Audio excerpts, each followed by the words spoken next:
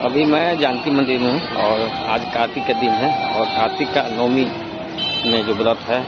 जो अक्षय नवमी जिसे बोलते हैं, जो हम लोग चैनल को लाइक नहीं है तो लाइक कर दीजिए, सब्सक्राइब कर दीजिए और जितना भी वीडियो सब देख रहे हैं आप लोग शेयर कीजिए और ढेर सारा प्यार दीजिए इस चैनल। आज के दिन आमला गाछी का पूजा करते हैं, जो आमला गाछी के पास में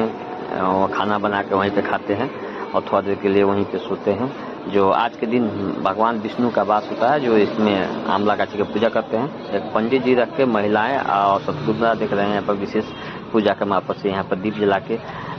भगवान विष्णु का उपासना के अनुसार से अपना पूजा कर रही है। और आप देख रहे हैं मेरे वीडियो में जो आपको इसकी पूजा का बहुत ही बड़ा उद्देश्य है, जो कि आपको आमला पूजन भी करते हैं, इसको आपको तुलसी पूजन भी कर सकते हैं। और आज इस वीडियो में आप जो देख रहे हैं ये पंडित जी के मार्फत से हो रहा पूजा। तो आप कार्तिक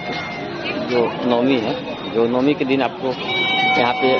बहुत सा चलन है कि हम लोग जो आमला के गाछ के नीचे में आप पूजा करते हैं। और मैं आपको जानकी मंदिर भी इस वीडियो के मार्फत से मैं